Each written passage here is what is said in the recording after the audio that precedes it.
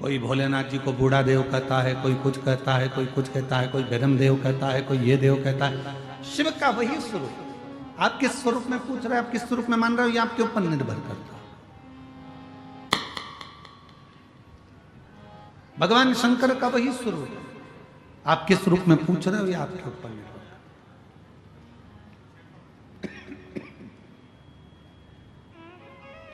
शिव कथा कर, लक्ष्मण जी ने पूछा भगवान श्री राम जी से, शबरी अम्बा को बहुत सारे फल मिल जाते पर शबरी अम्बा ने बेर ही क्यों ला कर दिया?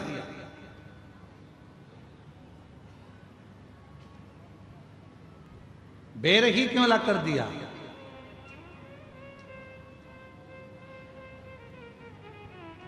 भगवान राम जी मुस्कुराकर बोले, शबरी अम्बा बहुत समझदार है, उसको मालूम है शबरी बोलना नहीं जानती है, स्तुति करना नहीं जानती है, आराधना साधना करना नहीं जानती है, बहुत मंत्र नहीं जानती है, इसलिए उसने बेर लाकर दे दिए। और बेर भी झूठे कर दिए हैं कि मैं नहीं बोल सकती अपने मुख से मेरे दिल की बात, ये बेर बोलेंगे आपसे। क्योंकि बेर बताता है कि जैसे मैं झाड़ियों में रहा, मैं उलझनों में पड़ा रहा, आखिरी में आपने मुझे स्वीकार कर लिया। शबरी कह नहीं सकती ये बात, पर वो बेर देकर शबरी कहना चाहती है कि मैं संसार की उलझनों में पड़ी रही, अब आप मुझे अपने चरणों में स्वीकार कर लीजिए, अब आप मुझे अपने चरणों में ले। ये बेर के माध्यम से, ये कपूर के माध्यम से शबरी कह नहीं पा रही है।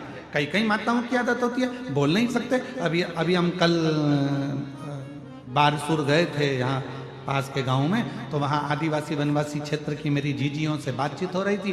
तो इतने में एक जगह पर हम लोग रुके, वहाँ कोई वनवासी बहन सामने खड़ी हुई थी, तो उसके सामने किसी कैमरे वाले ने जैसे ही अपना माइक लगाया, जीजी आप बोलो, आपको कैसा लग रहा है, तो वो तुरंत अपना मुंह फेरी और चली गई, कुछ बोली नहीं वो। मतलब आज भी ये क्षेत्र, बस्तर क्षेत्र का आज भी वनवासी आदिवासी इतना पवित्रता का जीवन जी रहा है कि तुम्हारी आज की भाग दौड़ से वो बिल्कुल अलग है और अपनी जिंदगी को सात्विकता के साथ जी रहा है। उसे मतलब नहीं है तुम्हारे यहाँ कितने फ्रिज हैं, उसको तो पानी का मटका भला है। उसको मतलब नहीं है कि तुम्हारे यहाँ कितनी वॉशिंग मशीन है, उसको तो हाथ का सिलवट्टा अच्छा लग रहा है। उसको मतलब नहीं है कि तुम्हारा 4 मंजिला मकान कैसा है, उसको तो अपना झोपड़ा आनंद दे रहा है। उसको मतलब नहीं है कि तुम्हारे यहाँ कितने कालीन बिछे हैं, उसको तो दरी फटी हुई उस पर सोने में उसको आनंद मिल रहा है। आपको बीपी और शुगर की गोलियां खाना पड़ रही है, उसको शुगर और बीपी की गोलियां नहीं, उसको तो भगवान की अविरल भक्ति से वो स्वयं कैसा भी पानी पी ले, खड्डे में भरा हुआ पानी, मटके का पानी, कुएं का पानी, हेडपंप का पानी, और ना जाने कितने दिन का किसी खड्डे में पानी भरा है, वो भी अगर पानी नहीं मिलता तो भर कर ले आती है, अपने बच्चों को पिलाती है, खुद भी पीती है और बीमार नहीं पड़ती। क्यों? क्योंकि उसकी रखवाली करने वाला वो भैरम देव, उसकी रखवाली करने वाला बूढ़ा देव, उसकी रखवाली करने वाला मेरा महादेव साक्षी में खड़ा। उसको जरूरत नहीं है तुम्हें देखना पड़ता आरओ का पानी है कि नहीं, बिस्लेरी का पानी है कि नहीं, बॉटल कैसी है, बॉटल कैसी है, बच्चा छोटा है कुनकुना पानी दे दो, बच्चा ऐसा है, बच्चे की माँ का जापा हुआ है, उसका ध्यान रखना, ठंडे पानी में हाथ मत डालना, ये मत करना। उसके घर में कोई करने वाला नहीं है, तो भी बच्चे को जन्म देकर दूसरे दिन उठकर अपने काम में लग जाती है, एक गुड़ की खोड़ी लेकर खा लेती है। तुम्हारे जैसा लड्डू बनाकर नहीं खाती जापे का। 1 महीने तक लड्डू नहीं सूती, नहीं खाती, एक गुड़ की खोड़ी ली, इतना सा नारियल का खोपरा मां दंतेश्वरी की कृपा से लिया, खाया और अपने बच्चे को बड़ा करने लगती है। और छोड़ दिया रोड पर, बच्चे को सुला दिया। तुम्हारे बच्चे को जरा सा सुला दो, अरे मम्मी धूल लग जाएगी, अरे मम्मी एलर्जी हो जाएगी, और उसकी औलाद दिन भर आनंद से मिट्टी में पड़ी हुई है, खेल रही है, और तुम्हारी औलाद पिंजरे में रह रहकर पिंजरे की हो गई, और उसकी औलाद शेर होकर आज भी जंगल में भ्रमण कर रही है। ये वनवासी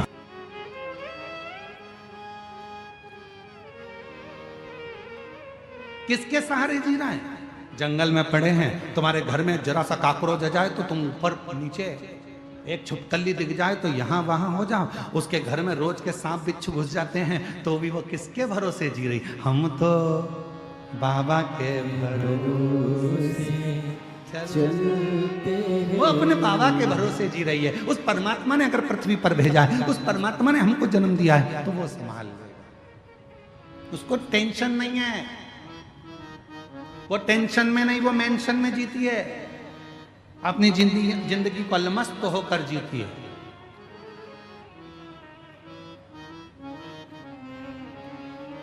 सास कह दे तुमको बेटा एक गिलास पानी ला दे तो तुम्हें चक्कर आ जाते हैं, और वो अपने सिर पे लकड़ी का गड्ढा रखकर, बच्चे को साइड में रखकर पूरा बोझा ढोती हुई बढ़ती चली जाती है। पूरा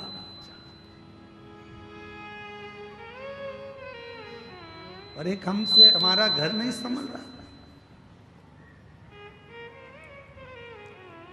क्या मस्त की जिंदगी है जी। मेरे वनवासी आदिवासी क्षेत्र के जितने मेरे बहन भाई हैं, उन सभी को पवित्र चरणों को नमन करता हूं कि आप अपने संस्कारों को नहीं भूले हो, और आप अपनी भारत माता की सभ्यता को नहीं भूले हो, आप अपने सनातन को नहीं भूले हो। बस इनको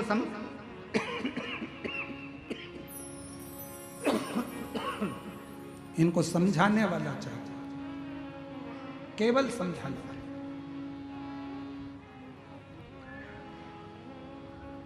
दूसरे धर्म के लोग इनसे लाभ उठा रहे, दूसरे धर्म के लोग इनसे फायदा उठा रहे।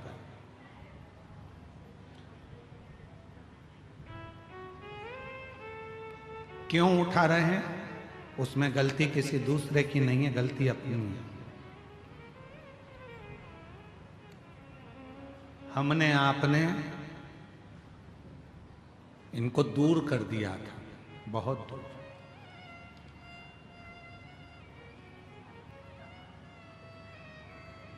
आज लोग कहते हैं हम घर वापसी करा रहे हैं। आज लोग कह रहे हैं हम घर वापसी करा रहे हैं। हम उनसे पूछना चाहते हैं ये गए क्यों थे? पहले उस बात को सामने लाओ, अपने आप को सुधारो, घर वापसी कराओ, मना नहीं है, पर आगे से याद रखना, इनको अपना बना कर रखना कि फिर वापस इनको घर वापसी की जरूरत ना पड़ जाए। इनको उतना प्रेम, उतनी वात्सल्यता, उतनी करुणता दीजिए, उतनी करुणता।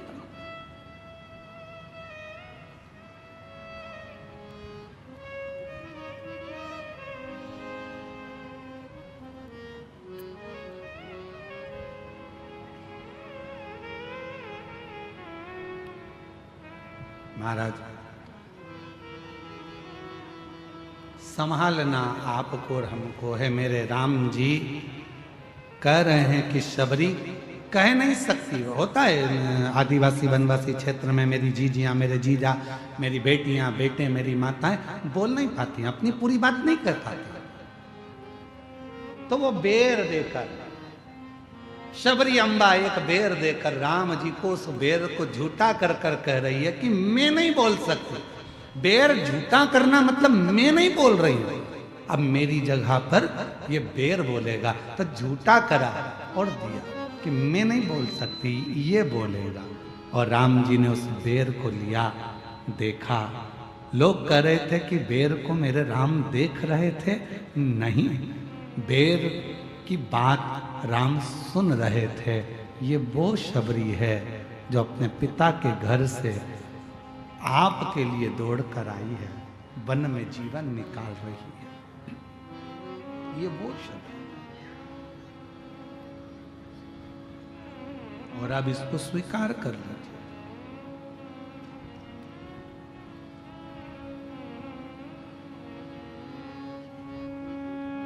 जम के बोलो जरा, भगवान को प्रिय है क्या?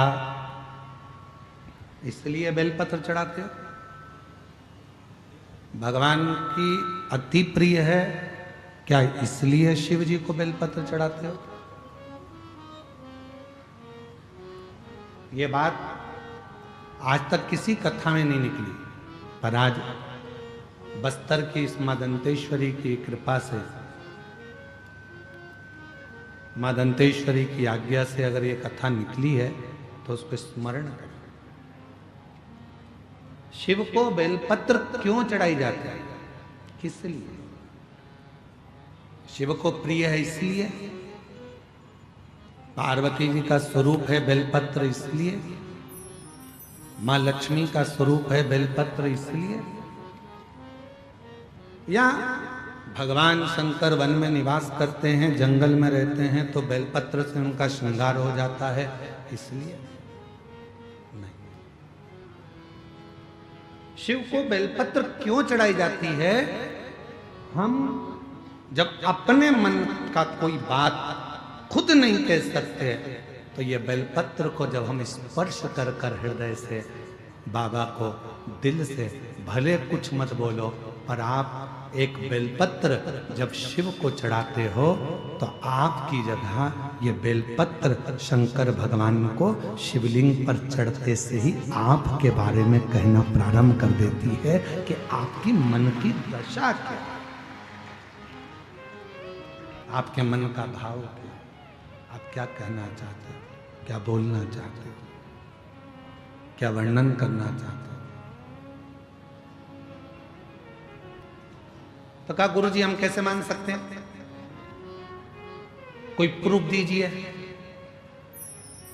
आज के लोग थोड़े ना मानेंगे कि बेलपत्र से ऐसा है कि आप कुछ मत बोलो और बेलपत्र शिव जी को चढ़ा दो और शंकर भगवान उस बेलपत्र को स्वीकार करके समझ जाएंगे।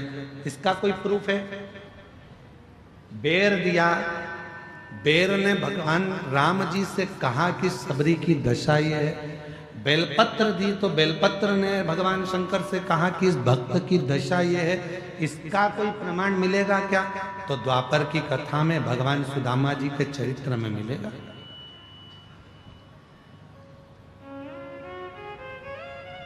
कितने लोग हैं जिन्होंने श्रीमद् भागवत सुनी है? जरा हाथ उठाओ तो जरा। जिन्होंने भागवत सुनी, भले टीवी पर सुनी चाहे कहीं पर भी सुनी, सुनी तो है ना? रखो।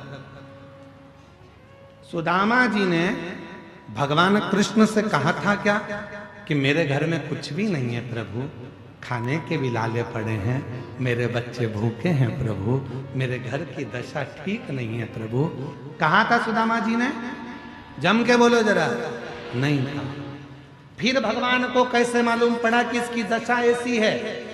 कब? जब सुदामा जी की पत्नी सुशीला पड़ोसी के घर से चावल मांग कर लाई, तंदूल लेकर आई।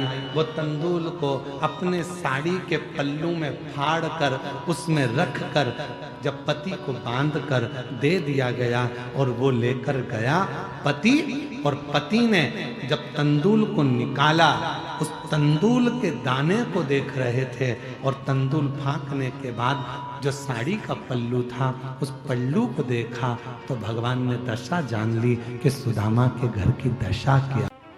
मां सती बैठी हुई, पिता ने यज्ञ रखा था, यज्ञ सबको बुलाया था, मां सती को, शिव को नहीं। सब आए हैं यज्ञ में, पर भगवान देवादिदेव महादेव के पास में कोई पत्र नहीं गया, कोई बुलावा नहीं गया, कोई बुलाया नहीं गया, कोई ने जाकर सूचना नहीं दी कि दक्ष प्रजापति के यहाँ यज्ञ है, तुम आओ। बल्कि यज्ञ के पहले दक्ष प्रजापति ने एक सभा रखी थी। उस सभा में भगवान देवादिदेव महादेव बैठे थे और सब बैठे हुए थे। दक्ष प्रजापति का आगमन हुआ था। शंकर भगवान उठकर खड़े नहीं हो पाए, सब खड़े हो गए, शिव खड़े नहीं हुए। तो दक्ष प्रजापति को क्रोध आ गया था, श्राप दे दिया, हे शिव, मेरी बेटी सती का विवाह तेरे साथ में हुआ है और तूने अपने ससुर का अपमान करा है। मैं तुझे श्राप देता हूं कि तू शमशान में निवास करेगा। जैसे ही शंकर भगवान ने सुना शमशान में निवास करूंगा, शिव जी प्रसन्न होने लगे, नाचने लगे। भगवान ब्रह्मा विष्णु ने पूछा, भोलेनाथ आपको श्राप लगा है और आप नाच रहे हो? शंकर भगवान कहते हैं इसको श्राप कहते हैं क्या? मेरे ससुर मेरे बारे में कितना अच्छा सोचे हैं, मेरे ससुर ने मेरे लिए कितना अच्छा सोचा। उन्होंने मुझे शमशान का निवास दिया। मेरे ससुर के बराबर दुनिया में कोई ससुर नहीं होगा जो इतना अच्छा सोचा। प्लाट भी दिलाया तो ऐसी जगह दिलाया जहां कोई कब्जा ही नहीं करेगा। इससे जोरदार जगह कहां हो?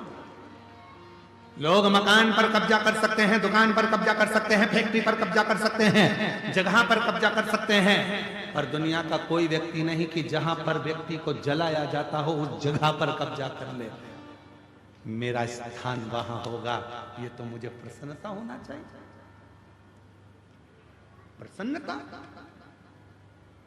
पर दक्ष प्रजापति ने ठीक नहीं किया, ठीक नहीं किया। सती मैया के ऊपर टेंशन आ गया। मेरे पिता ने मेरे पति का अपमान कर दिया। चिंता में पड़ गई, बहुत ज्यादा चिंता होती है जब घर में शादी होती है। और शादी के समय पर जीजी को तो खूब पूछो, बहन जी बहन जी बहन जी, और जीजा जी को फूफा जी को मत पूछो। तो वो सत्यनारायण भगवान की पंजेरी का प्रसाद खा के फूफाई करते रहते।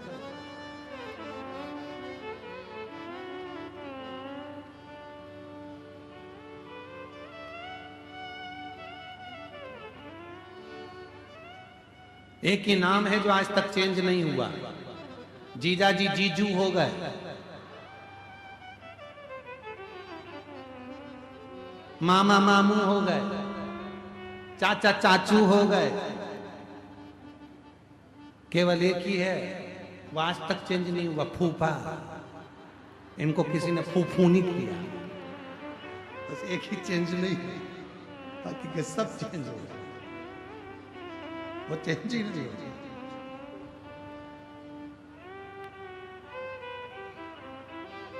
महाराज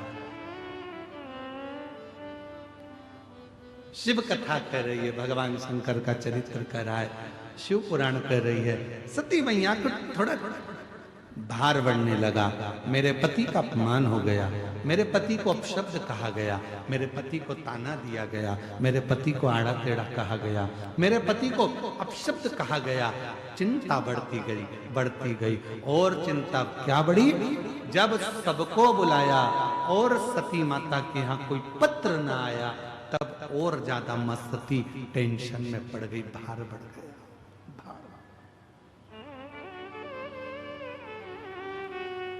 शिव जी के पास पहुंची, बाबा भोलेनाथ जी ने समझाया, क्या हो गया सती, तुम्हारा चेहरा उतरा हुआ है। सती ने कहा, प्रभु मेरे पिताजी के यहाँ यज्ञ है, सबको बुलाया पर अपने को नहीं बुलाया। शंकर भगवान बोले, कितनी अच्छी बात है, सबको बुलाया अपने को नहीं बुलाया, कुछ देना भी नहीं पड़ेगा। उनको मालूम है इनकी परिस्थिति ठीक नहीं है तो क्या देंगे, इसीलिए नहीं बुलाया होगा। चिंता मत करो, तुम तो अपने घर में आराम से रहो। सती कहने लगी, ऐसी कोई बात होती है? ठीक है, सती को समझा दिया। थोड़ी देर बाद वहीं से देव ऋषि नारद निकल कर चले गए, श्रीमन्नारायण। और जैसे ही नारद जी निकल कर गए, सती मैया ने नारद जी को देखा। नारद जी को देखते से सती ने अपना चेहरा नीचे कर लिया, पर देव ऋषि नारद ऊपर से नीचे आ गया और नीचे आके श्रीमन्नारायण श्रीमन्नारायण। सती मैया ने कहा, लड्डू खाओगे? नारद जी बोले, नहीं, अब तो तुम्हारे पिताजी के घर खाएंगे। अच्छा, तो तुम भी जा रहे हो? हाँ। तो इतने में देव ऋषि नारद ने कह दिया, मैया तुम्हारे यहाँ पत्र नहीं आया, तुम्हारे पिता अपने दामाद को भूल गए।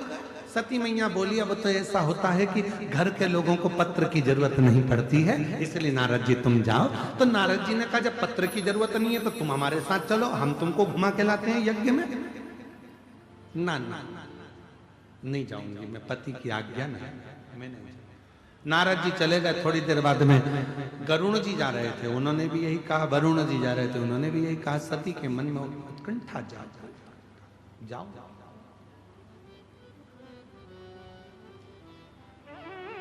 समझा रहे हैं शिव। आज भगवान शंकर समाधि में भी नहीं बैठे, अपनी धर्म पत्नी सती को समझाते रहे।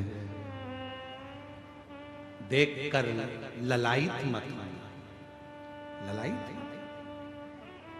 मेरी जीजियों, दीपावली पर किसी के घर में भी मिलने जाओ, पर उसके घर के पर्दे से और उसके घर के जेवर से मतलब मत रखो। दूसरे के यहाँ मिलने जाते हो दिवाली पर, उसके घर की पेंटिंग और उसके घर के पर्दे देख कर आती हो और घर में आके प्राण खाती हो। अपन को वैसे ही लाना है, वैसी चूड़ी बनवाना है, वैसी मंगलसूत्र बनवाना है, वैसी मंगलसूत्र लाना है, वैसी पायजेब लाना है, वैसी तगड़ी लाना है। दिन रात दिन रात दिन रात दिन रात कलेश। और आखिरी में पति दिला भी देता है जब एक दिन ऐसा आता है करवा चौथ का। इधर होती है करवा चौथ की नहीं होती है? अरे जम के तो बोलो, होती है। एक दिन ऐसा आता है करवा चौथ का कि पति बेचारा अब जिद कर रही है तो दिला भी देता है। ना जाने कहां कहां से कर्जा वर्जा कर गले में एक छोटा सा पेंडिल दिला देता है। पर जिस दिन वो करवा चौथ की पूजन करती है और वो अपने पति का चलनी में मुंह देखती है,